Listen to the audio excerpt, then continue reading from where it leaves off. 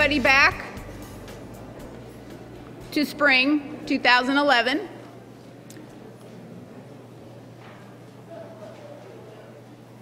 Today we're going to have Dr. Pollard speak, and we're really very happy to have the Academic Assembly Subcommittee do a presentation on what the student and completion initiatives are for Montgomery College. That's a college-wide panel, and they're going to chat with us for about 30 minutes today. I want to thank everybody for their hard work last semester and again for their hard work coming up in the spring. And I can't say enough for all the help that I got to have this meeting go together. Chris and Kim and Eileen, Diane, and then all the ITV people that stepped up this morning. Thank you very much. They did a great job. So I think it's time to wake everybody up, and I'd like to introduce my favorite provost, Brad Stewart.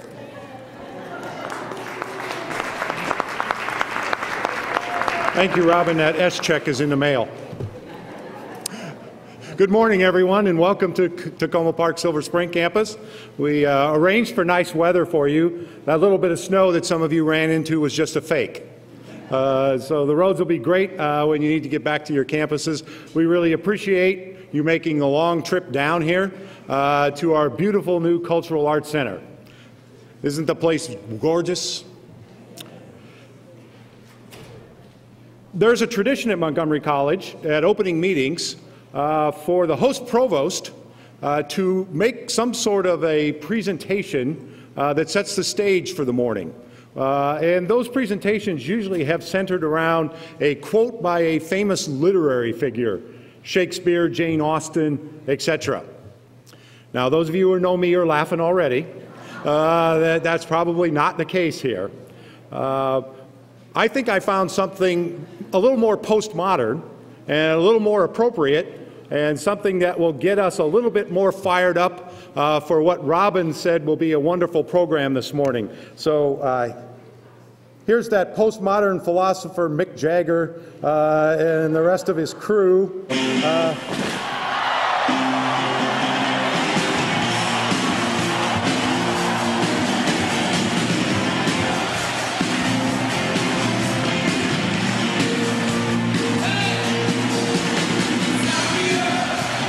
Go ahead and sing along.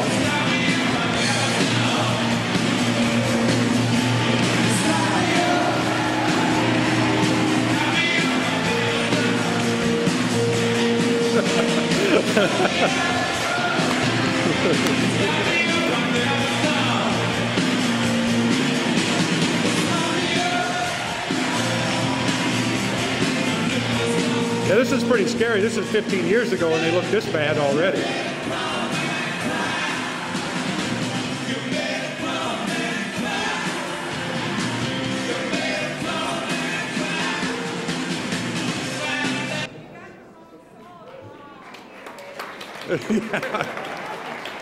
For those of you who are music critics like Dean Preston, please send me something by email about my choice. Now it gives me great pleasure to introduce Dr. Darian Pollard, the energetic, start-me-up president of Montgomery College. Dr. Pollard?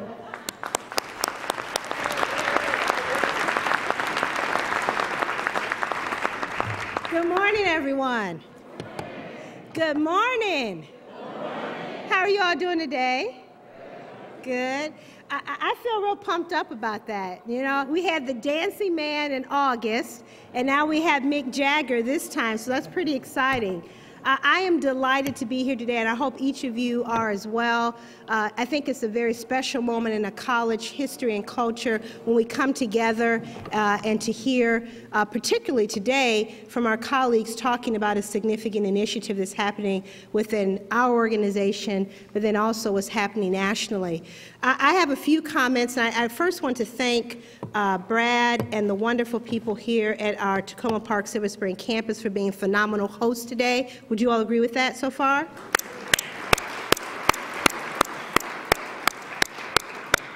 I also also want to offer a special thanks to the Academic Assembly for organizing today's event, which includes a panel discussion on student success and completion here at Montgomery College. I think it's most important that as an organization we start a semester off talking about this, but it's crucial that we chart our direction for the completion plan and what makes right and what makes sense for our college. So I'm grateful that we're kicking off the semester talking about this type of discussion and having a college-wide discussion on completion. I want to talk for just a minute about the tone of these discussions. I think it's appropriate given what is occurring in our country right now. Whether we're talking about completion or the budget or any number of provocative topics which we'll be talking about today and other days throughout the semester, let us agree to always start from a place of mutual respect. Let us agree to be deliberate, to engage each other as much as possible, and not to otherize, for we are all better than that. And that's important to me as we think about conversations, and I'm trying to be very thoughtful about this. If I hear someone say, this group of people, I try to ask them, help me understand who that group is, give me a name, give me an experience. Because the moment we take the opportunity to otherize and distance ourselves from someone else, whether it be through title, employee group, discipline, campus, there's something that's lost in that exchange. So the need for civil discourse is especially crucial given the major challenges and the responsibilities that lie before us. The manner in which we choose to respond, we choose that, and how we choose to view each other will surely impact our future as an organization. So let's talk about those challenges and those responsibilities and begin with a good one. Our crucial role in preparing the region's workforce. We are very lucky to live in a region in this part of the country that will see a substantive job creation in the next 10 years. Last month, I had the opportunity to meet with Stephen Fuller, an expert on employment trends in our area and the director of the Center for Regional Analysis at George Mason University. Dr. Fuller predicts that 759,000 new jobs, these are not replacements, these are new jobs, will be created in the next decade here in the Washington metro area. Again, that's 759,000 new jobs. And what are the education levels of those new jobs that are needed? More than half, 56% of those, require a post-secondary award, an associate's degree, or a bachelor's degree. So I think that you would also understand why I say that we are key to the future here in terms of thinking about the jobs that will be needed for this particular region, including those careers that don't even exist yet.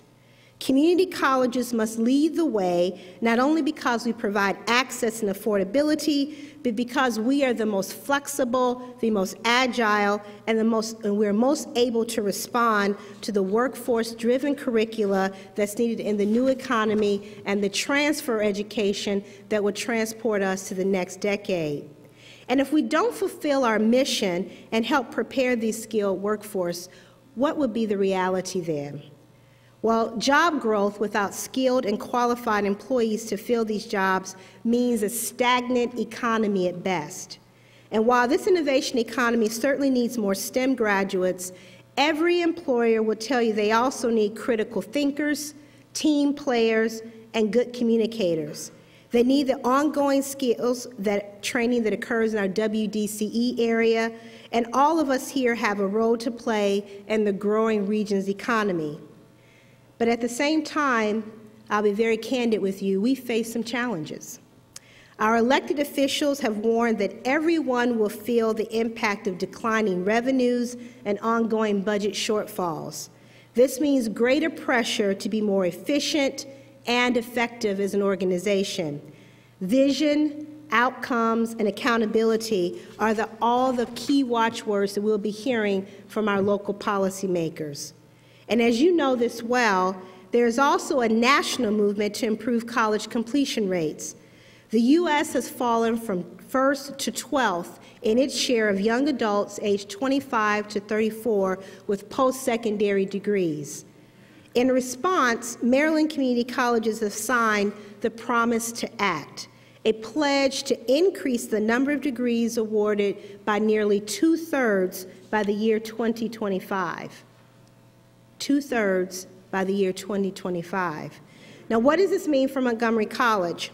As I noted in my inaugural address, our most recent data shows that 32% of our students transfer to four-year colleges and universities, while about 14% of our full-time degree-seeking students earn a degree or certificate within 3 years. We need to improve that rate substantially over the next 15 years to meet the state goal. We must also remember that workforce development and continuing education is already involved in workforce preparation through efforts that include professionally recognized certificates. So again, all of us have a role to play in addressing the college completion agenda. But let's not forget our end goal, preparing our students for the new jobs of the future, which will contribute to the economic growth of our region and stronger economies. We have a full plate ahead of us as a result of that. From completion goals and workforce preparation to budget and accountability challenges. And as I've heard our new governor say, and I say new because he was recently reelected and inaugurated, we've got a new normal to contend with. But the way we choose to respond to this new normal is crucial to our success. We may not be in control of every facet and every challenge and pressure that we face, but we can choose the way in which we respond to these issues, whether we choose to take an active role or a passive approach. So let's talk about the active and the passive voice for just a moment. When you use the passive voice, someone or something acts upon you. When you choose the active voice, you do the acting. As a former English faculty member, I would say to you in writing that sometimes some situations call for the passive voice. But as your president, I would offer you a different perspective. The active voice is almost always best in charting the future of an organization. We can decide if our future is going to be dictated for us or if we're going to dictate the future for ourselves. I have taken an active approach in my presidency in the last 5 months by laying out my presidential priorities on my college website, priorities aimed at ensuring we maintain and become the most relevant organization and as strong as we can possibly be as a college. But I know full well that the future of Montgomery College depends on each and every one of us working together. I want to talk about 3 steps that we can take to shape this future. First, we can develop a shared vision for this college. Second, we can focus on measuring performance in a way that makes sense for us as a college community. And third, we can choose to drive the completion agenda ourselves rather than letting others drive it for us. First, let's talk about the future, our vision for our college. We have some hefty issues to face. Community colleges have always tried to be everything for everyone. We pride ourselves on that goal. But in a time of declining resources and with a focus on not just access but success, can we continue down that path? Can we continue to be everything for everyone? Let me add that our colleagues across the country are struggling with this very same question. We're not alone in this. So it's time for some true self-examination here as a college. Our mission was adopted by the Board of Trustees over 10 years ago. It's clear that the college embraces our core principle of changing lives. But could you tell me what our college's vision is for our students? And would we all have the same response? After the college's 2008 self-study, Middle States recommended review and possible revision of our mission and vision statement. Most importantly, having a clear and current mission and vision is essential to guiding our work, our decision-making, and our priority setting. That's why I've established a vision and mission task force, a 29-member group that includes representatives from all of our stakeholders, full-time and part-time faculty, staff, administrators, alumni, community, business, and education partners, and yes, students. I will serve as the chair of this task force, and I invite you to see all of the members on the task force by visiting the website at montgomerycollege.edu/mission task force. We'll also have more information in an upcoming Inside MC article. Our work begins January 18th, and I look forward to it. Working together as one college, it is my hope to develop a vision that will guide us through our challenges well into this decade. For isn't it better to shape our future in a deliberative, thoughtful manner, one based on a shared mission and vision and priorities, than to lurch forward with a series of ill-conceived reactions to external pressures of the day? Looking closely at our mission and our vision requires a deep and thorough self-examination, but we can't stop there. In a time of declining resources, we face external pressures to determine how our resource allocation is resulting in the biggest bang for the buck. Policymakers want data. They want to see measures of success. Unfortunately, many traditional measures of institutional effectiveness don't work for community colleges. For example, with the majority of our students attending part-time, it just doesn't make a lot of sense to compare our graduation rates to those of, let's say, Towson University. Some of you will get that later. Our second active step as a college should be defining a system for accountability that makes sense to us and for us. We don't want to wait for the federal government or others to do it for us. That's why I'm excited that earlier this week, Montgomery College was selected as one of 40 pilot colleges to test drive a new accountability system, a system developed by a national group that understands us, the American Association of Community Colleges. This new effort is designed to measure outcomes and processes that are specific and relevant to community colleges. So here are some of the examples. Licensure exam pass rates, the percent of students who transfer with no degree, the percent who transfer with a degree, non-credit workforce enrollment, the percent of students who complete a GED, and so on. This new system gets us as a community college. We'll start by meeting this week with other pilot colleges in AACC. We have a lot of work ahead of us, and data submissions are due to AACC in June. But I know that data collection is not always an exciting topic. It's not as sexy as some other things that are out there. But we should be excited about this opportunity. It allows community colleges to create an accountability framework based on our unique student population and services, not those of four-year colleges and universities that are very different than us.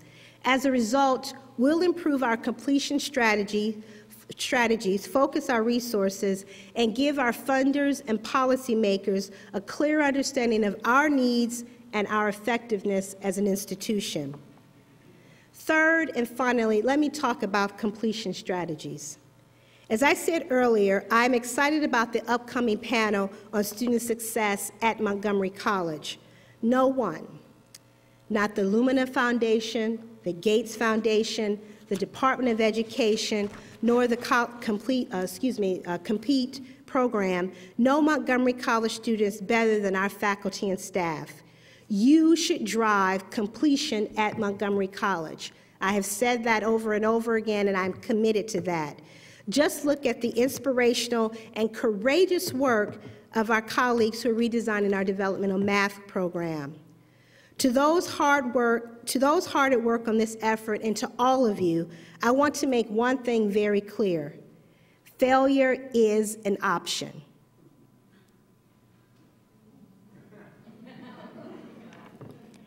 I would rather for us to be courageous and learn from our mistakes than timid and unwilling to take risk. The possibility of failure exists for every scientist, every inventor, every pioneer, every artist. The key is that continuous learning and identifying what will work is what you have to continue moving toward. So please know you have my full support to be bold, to be courageous, to be audacious, if I might say so. You'll also have the support through the newly funded Montgomery College Innovation Fund. As you may recall, I announced this innovation at my inaugural address. The intent was to invest in our experts, our faculty, and our staff to lead higher education by embracing research and development that benefits student learning. The Innovation Fund is about creating sustainable, systemic, intentional organizational improvements at Montgomery College to improve student learning. Each project should include creating a cycle of discovery, testing, and scaling up, because a good idea shouldn't live with just one person, one department, or even one campus. If your innovative ideas can make a difference in the lives of our students and improve their success, enhance their education, and improve services, the Innovation Fund can help. And I'm thrilled to say, thanks to the generous support of the Weber Family Foundation, our foundation board, and many of you who chose to donate, we have our funding to start this program. The foundation will send out applications via email and Inside MC during the last week of January, so stay tuned and start thinking about your proposals, and I'm hoping that many of you will choose to apply to make a difference in the lives of our students. If we choose to fully embrace these three efforts, shaping a collective vision and mission for our organization, adopting a new system of accountability that makes sense for community colleges, and having our faculty and staff lead the completion efforts here at MC, then we will see long-term positive outcomes for our college. As I said in my inauguration, we are a transformative institution, and this is our defining moment. And much of where we go from here comes from one approach: how we choose to handle the responsibilities of preparing for the future workforce and increasing completion, how we choose to handle the challenges of fiscal austerity and the demands for increased accountability. And always, please, no matter what and how challenging these things are, be bold, and let's look for a common ground. It takes more effort and more energy to figure out how to do that. But to otherize ourselves as we go through this process will not bear the fruit we need to have. Because if we start from this place, if we choose to frame and shape our future in a way that serves the best interests of our students and our community, then we will be certainly the most relevant community college in the country as we can possibly be. Despite these challenges, this is our time to shine, Montgomery College. Thank you very much.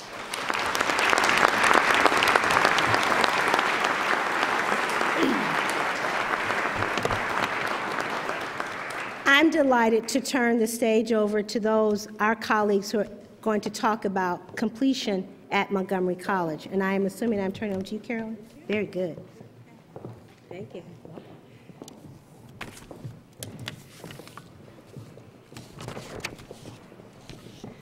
Mary.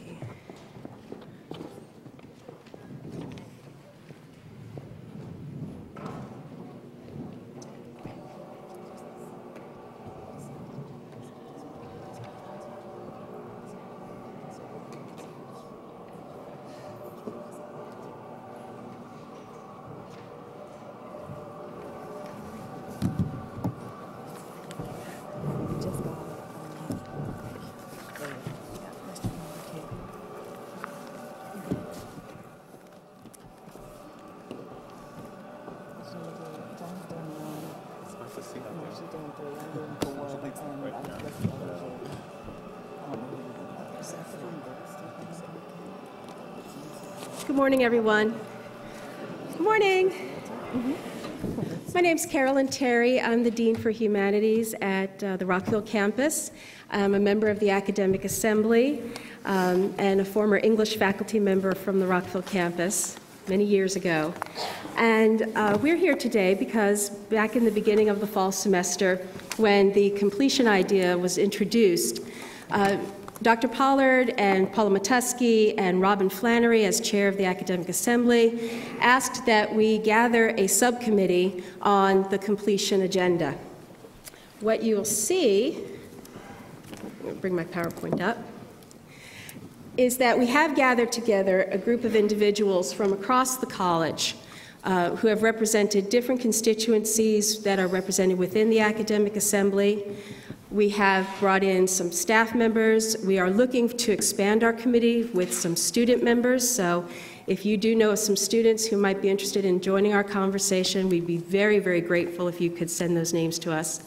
But these individuals represent the campuses and the different functions of the Academic Assembly. Not everybody on the committee is on Academic Assembly, however. We've got about 15 people. Go to the next one. And I'm just going to ask if you are a member of the subcommittee, if you would just stand, if you're here today, just so people can see you. Pat is here. Anybody else here? Dorothy? Jim's back there. Anybody else? Hard to see. Some people up there. Oh, there's Jay up in the balcony. Okay. And the members of the panel also are members of the subcommittee. What we've done today is we've gathered individuals who represent the different aspects of, I would say probably basic fundamental education at Montgomery College to talk about their perspective. Some of them have been doing completion projects already. The members of the panel are Mary Robinson, who co-chairs the subcommittee with me. She's a faculty member at Germantown. Marcia Bronstein, who is a faculty member at the Takoma Park campus, former chair of the Reading ESL World Languages Department. And English. And English. How can I forget English? Jason Rivera, who is a staff member at Takoma Park, who is the director of the Writing, Reading, and Language Center. John Hammond from the Germantown campus, chair of the Math Department. Samantha Veneruso from the Rockville campus, chair of the English Department. And Aggie Harrell, counselor from the Rockville campus, also the chair of the Rockville Faculty Council. You may have received an email from Mary earlier this week that introduced our panel and also gave you the answer, or gave you a prompt to ask you to go to the Academic Assembly email box and to submit questions and concerns. We have had some people respond. I'm sure many of you have not yet had the chance to do that. That email box will stay open, and it will be available throughout this entire endeavor and probably beyond for people to send their comments and questions. But some of the questions that people have already submitted are really the fundamental issues that this particular completion agenda revolves around. So what we've decided to do today is each of the panelists is going to take one of these questions and give his or her perspective on that. And we also have some microphones in the middle section. Once we're done with the panel's discussion, we'd invite people to come to the microphone, maybe give a question to them, they'll answer it. It's the beginning of a conversation. We certainly don't have the time to answer everything completely, but we would like to capture your thoughts. Robin is standing in the background. She's going to write things down for us so that we can keep notes of what you have to say. So what I'm going to do is start first with John Hammond, who is going to tackle the question, why does completion matter? So as you can imagine, this is a pretty broad question. We've already spoken a lot about it today, and I won't try to summarize everything Dr. Pollard said, but it is an extremely important question, right? She mentioned all the reasons that the workforce needs people with some college degree or a certificate. We have falling rates here, right? I mean, our graduation rate is hovering around 10% right now at Montgomery College. We can certainly do better than that. Our students have life happen to them, as you well know, right? A lot of our students come here and make a plan, and that's not the way things work out for them. For us to send them off from here leaving without anything to signify what they have done and completed here is not good for them, right? If they can leave here with a degree, even if they're planning to go on and get another degree, that is better for our students and it's better for us. This is a conversation that we need to have with our students, right? I mean, it's in my mind equivalent to the student who comes into my class and says, I'm interested in just getting through this. All I need out of this class is a C. I just want to get by and go on.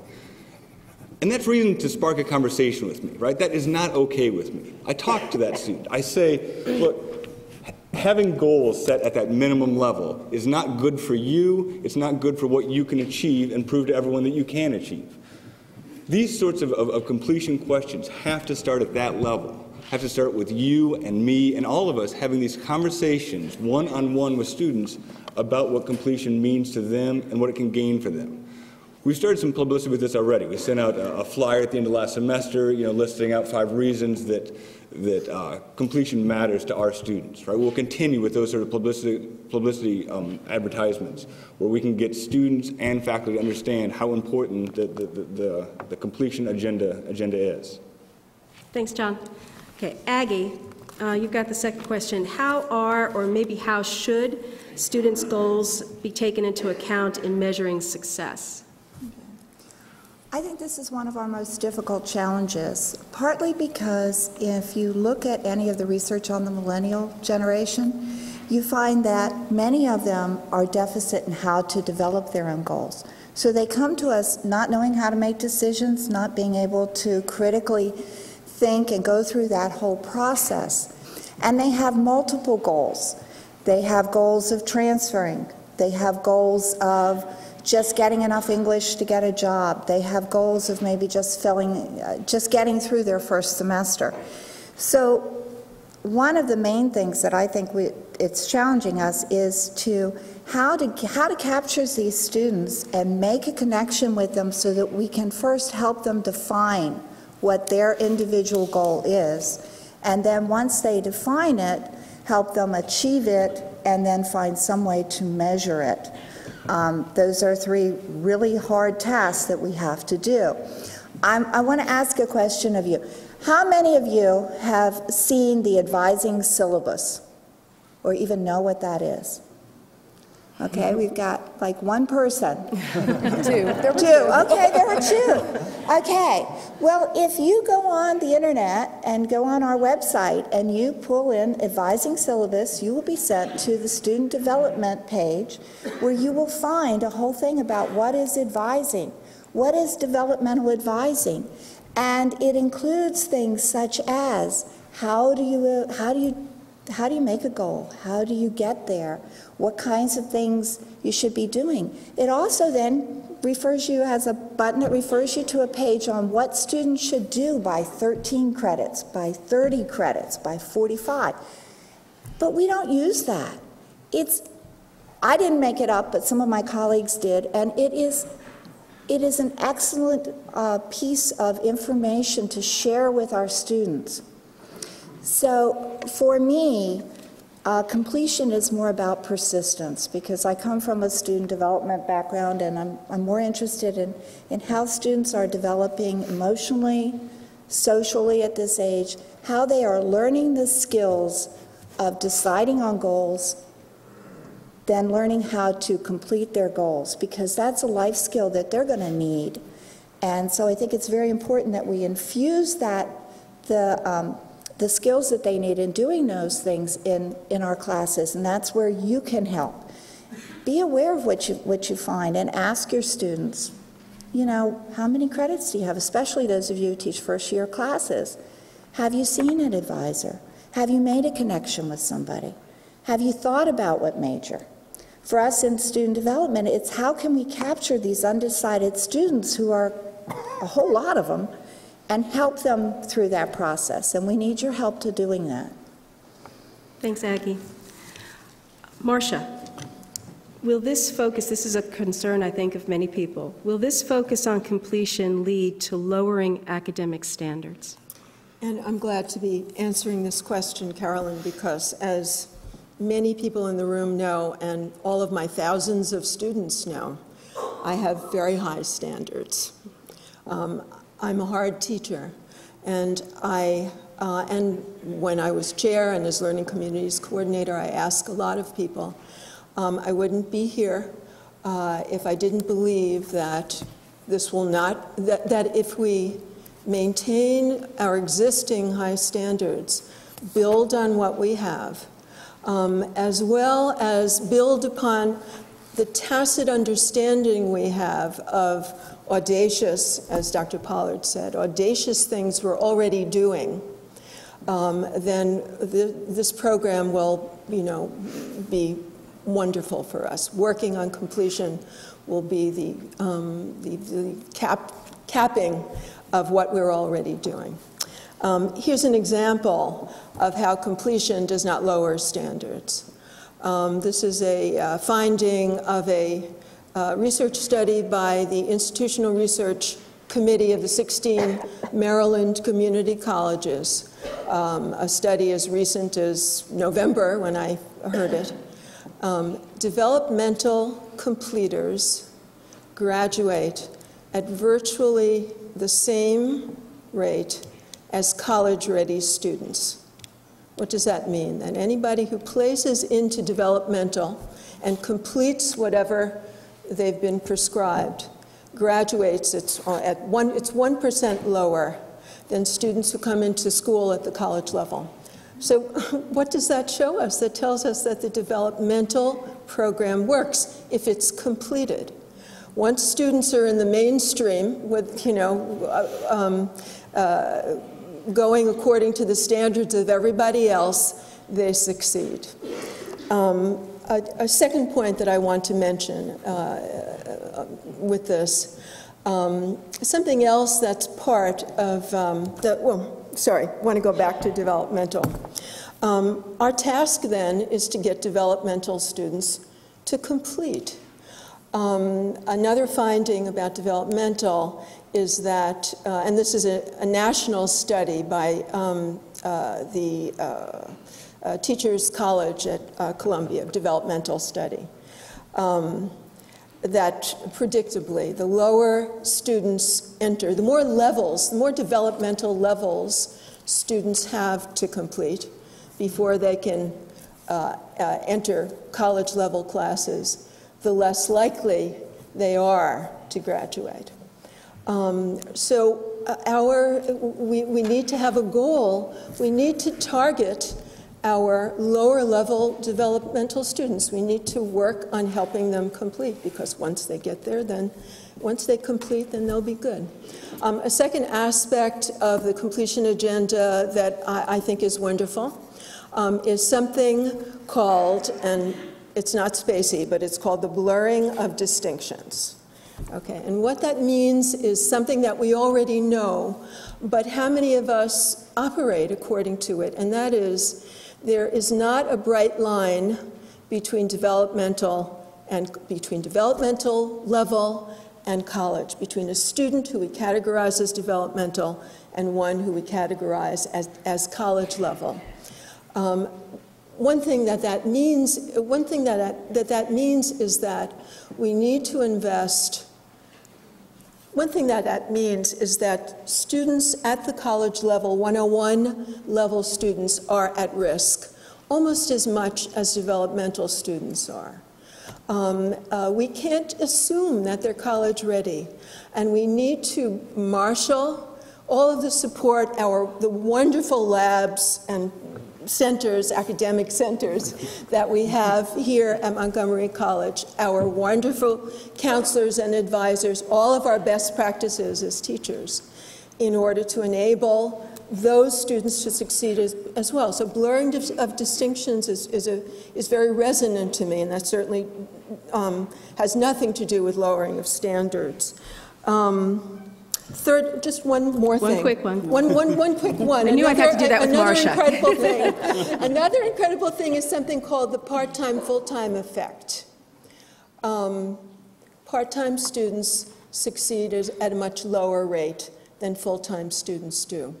At other schools, like at our at a comparable school to us, LaGuardia Community College in New York, which is demographically and in terms of demographically very almost identical to Montgomery College. They also have their flags as we do, and all, you know, and their, you know, same percentage of developmental entering students.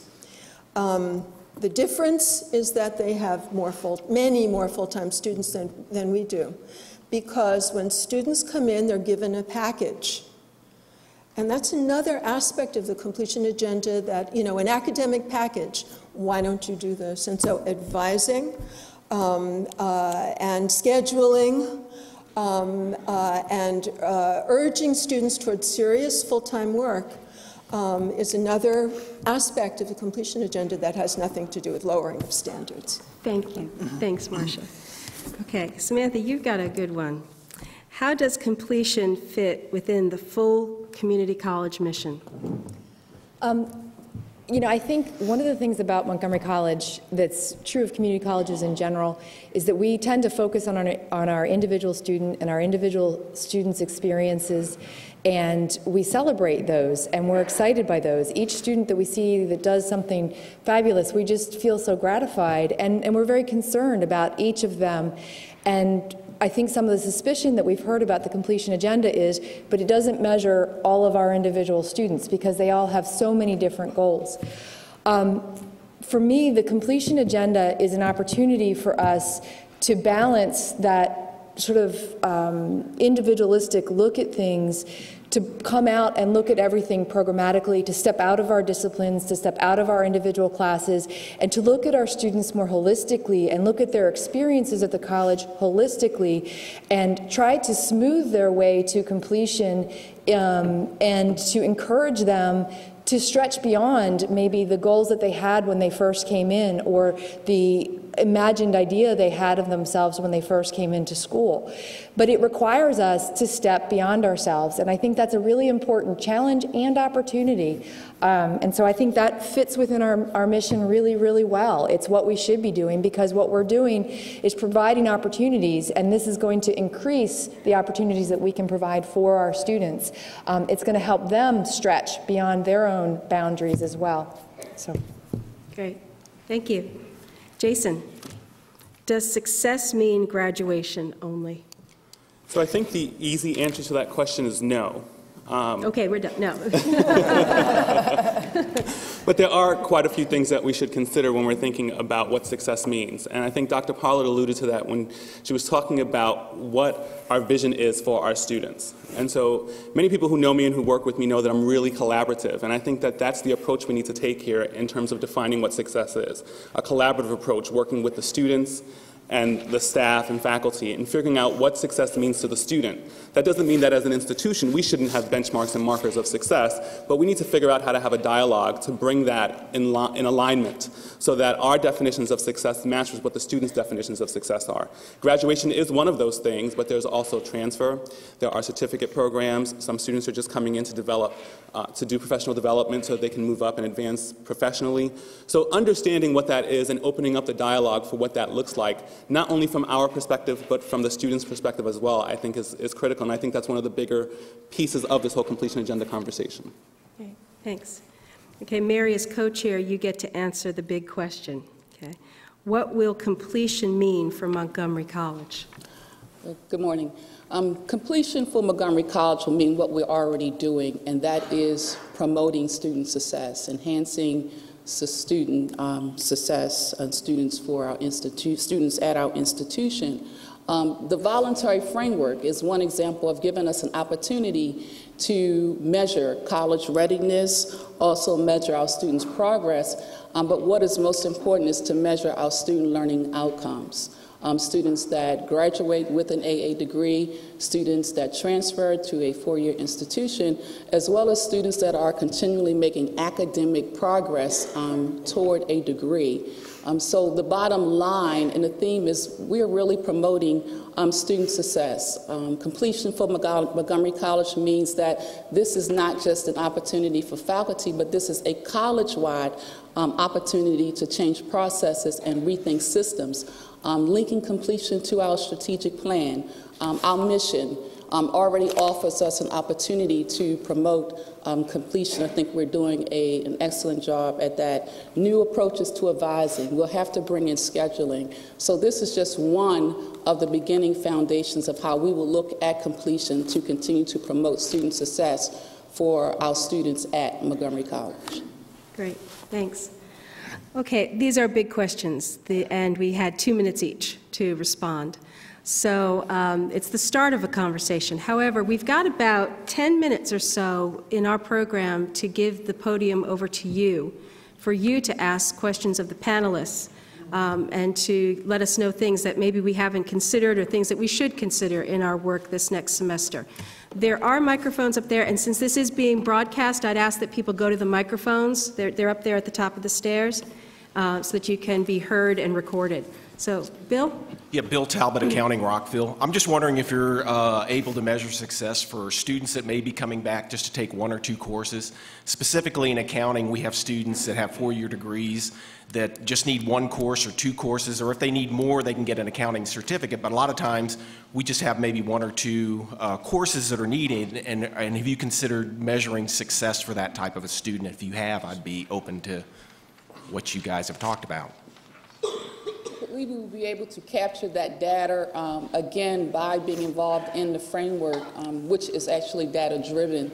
And that could be a category that will be taken into consideration because, again, that does deal with students that are making academic progress. So that will be something that we will look at in regards to measuring Montgomery College. And that's what's unique about the voluntary framework. Is specifically for community colleges, and as a pilot, we get to look at what we want to measure as an institution. But would that show up in completion? That's a question that we would, I don't necessarily need an answer, I just something I think that's one of the things we've got to make sure we document. Right. The thing is that we haven't yet defined completion for ourselves. Right. So one of the things that's helpful to us, Bill, is that by raising that, the 1-2 courses kind of thing, we have to figure out how do we then capture that. Okay. Do we set up a designation that a student receives something for that 1 or 2 course completion that we can track? Right. Okay, well, thank you. Just to add to that, I just want to say, I think we're in a very unique position here as an institution, and we need to celebrate the fact that this is the beginning of a dialogue, and that we're in the process of sharing what we think will work. This idea that failure is an option, I think, is critical because we don't have the answers, and that's why we're having this conversation. And putting our heads together and figuring out what those answers look like is, I think, a really good place for us to be at right now. Yeah, thanks. Mansour? Yes, my name is Mansour Tavikoli. I just want to ask you a question. Probably this question already crossed your mind and many of our colleagues at the college. I would like to ask, do we know why those students leave the college? And where do they go, and what we have to do to take them back to the college? Thank you. I think that's one that we've been tossing around as part of the committee a lot, is trying to understand what our students do. And I think a large percentage of our effort in the beginning here is going to be setting up systems to try to figure out and capture that kind of data.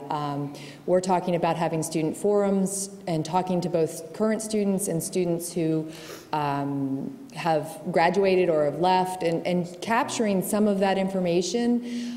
I think, we've been talking about, is there a way in Banner to, when a student drops a class, to have them record a reason why they've dropped the class. I mean, we don't know exactly how we're going to do it yet, but that question is on our minds as well.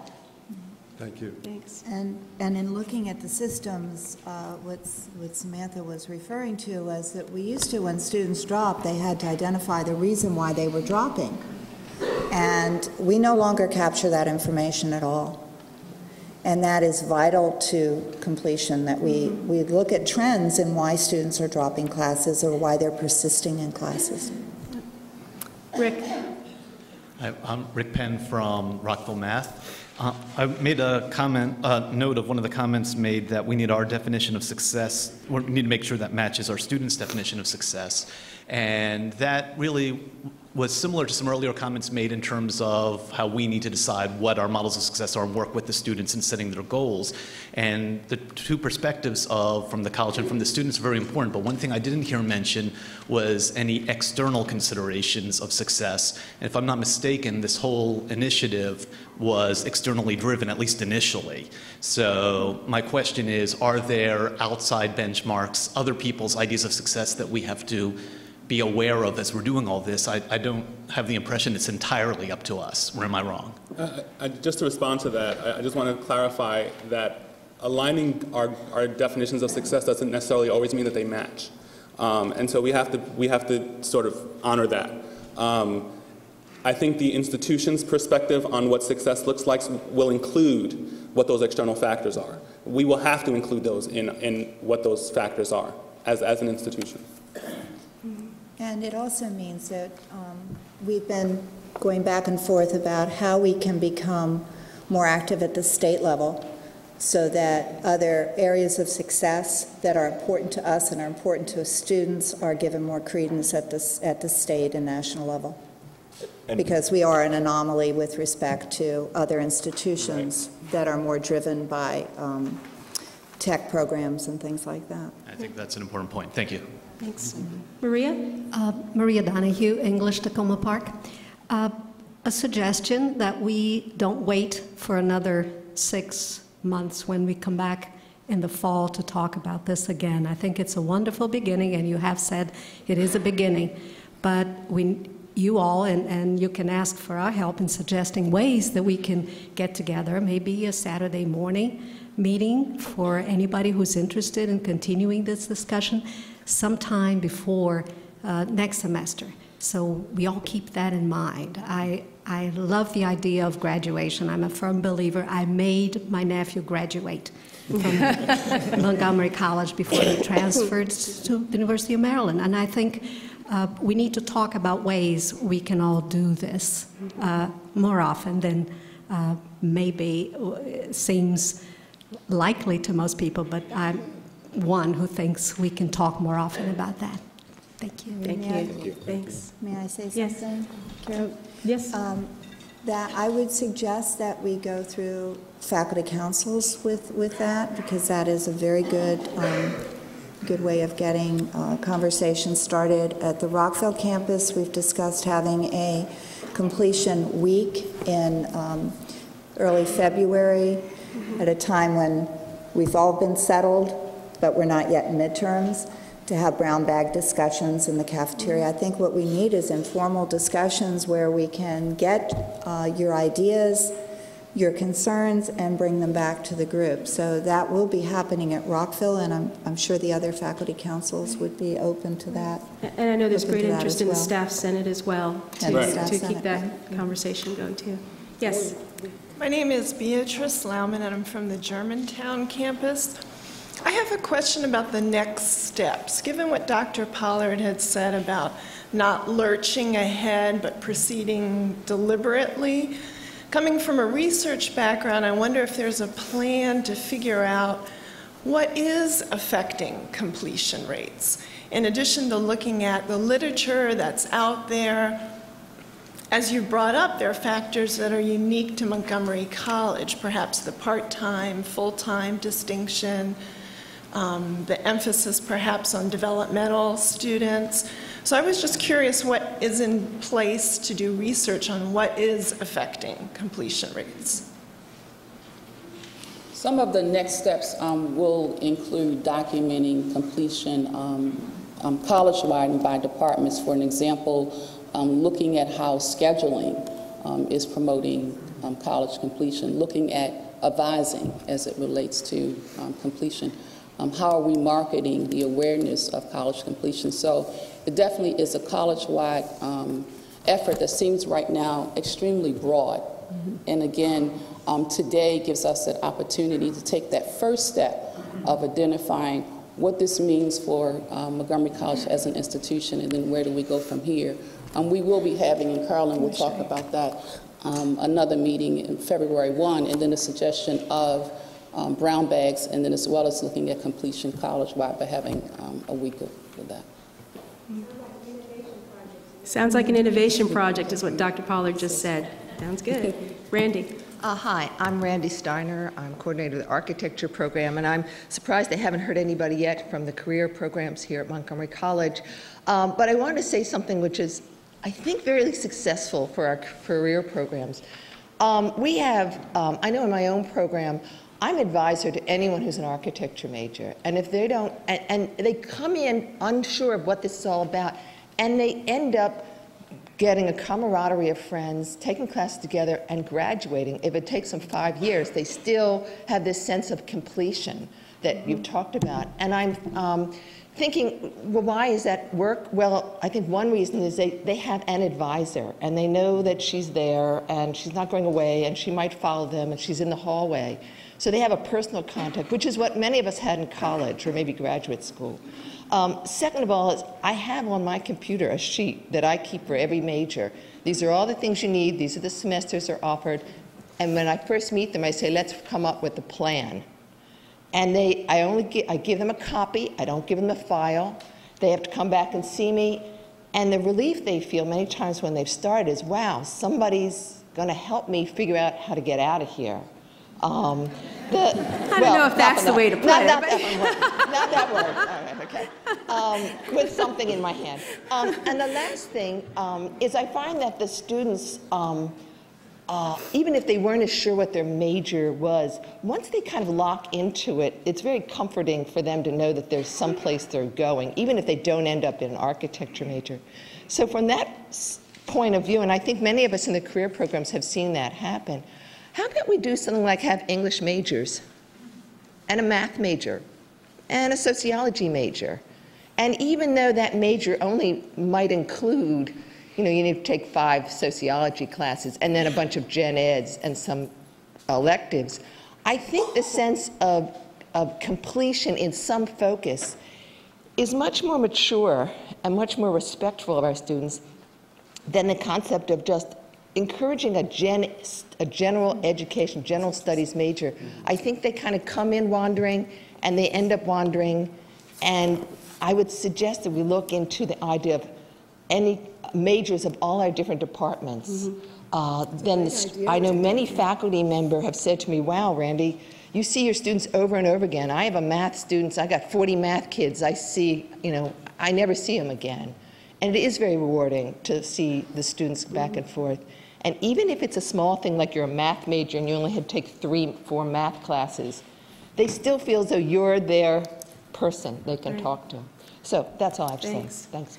I see people still standing. We have time for one more. And Susan, this lady was waiting before you. I'm sorry. Okay, well, at the risk of cutting off Susan Hoffman from commenting. I'm never going to recover from that one. I'm Janet Joy from the Rockville campus, and I would like to suggest that when students are admitted, we find out their highest degree of education. I don't think it's realistic to think that somebody who already has a bachelor's or higher degree is going to, and comes here because they need to learn Java for their job or an accounting class like was mentioned earlier. It's unrealistic to think they're going to try to get any kind of certificate, graduate, or complete anything. Thank you. Thanks. That's a lot about identifying goals right up front. Okay. So, in our last few seconds, let's just talk about next steps. I love the question from Germantown because you've given me the perfect segue.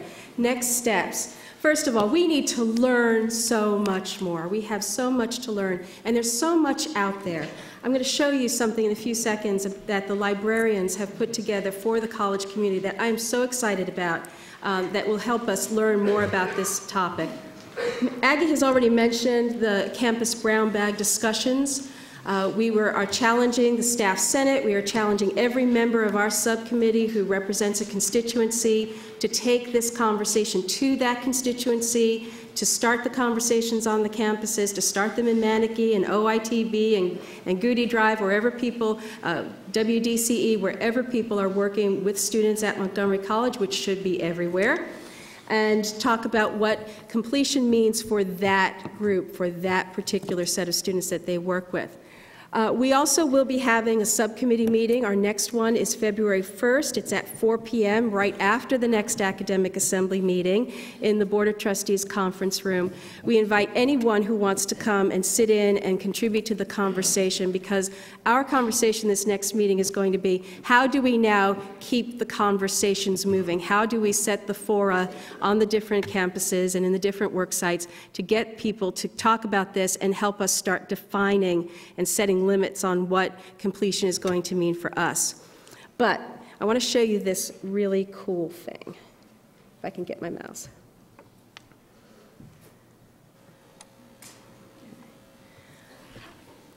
Kathy Swenson and Brenda Brown from the college libraries have put together a LibGuide. Now, those of you who use the librarians for your classes, and I would say we all should, know what a LibGuide is. It's an interactive resource for students to learn more about their topics, learn more about their subject matter. And Brenda and Kathy have put together a LibGuide for us on the completion agenda. They've gathered all of the data that they can find, and it's a live interactive resource. We can add more things as we go along. This will give you, find the mouse, just take it down. If you're interested, whoops, I'm not a mouse pad person, I'm a mouse person, okay. Okay, this will give you the I can't do it. This will get, there, use the down button. This will give you, you can have a link to President Obama's Community College Summit, which is a 44-minute video about his comments about the importance of the community college.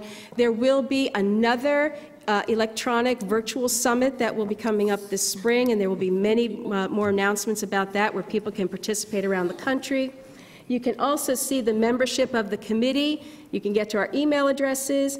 This is really great, though. The list of books. You can get links to the books that have been written on this subject, the research that's been done already, the articles, reports, all the links about the different articles and reports that have already been gathered with statistics and data on a national and statewide level. Those of you who are interested in Maryland and Montgomery College particularly, we have some things that we're going to start building in the state policies, as well as many of us attended a Maryland Association of Community Colleges Summit that's providing a website that's going to have all of the resources for the statewide data, and some of the information that the librarians can help you with finding this, as well as the databases that exist to help people find different articles on education, the completion agenda, different topics for their disciplines. So this is a fantastic resource that I hope that you will go to. I will be sending everybody college-wide a link to this website so that you can look for it for yourself. And I would also just tell you that that website, or the email box that we have put together for the completion agenda comments, will be live. We're asking you to send your comments and any suggestions, ideas, and just join us, particularly if you have students that you know who might give us some valuable information. I think that we have ended at 10:05. So I would like to say, first of all, thank you to the panelists. You did a great job.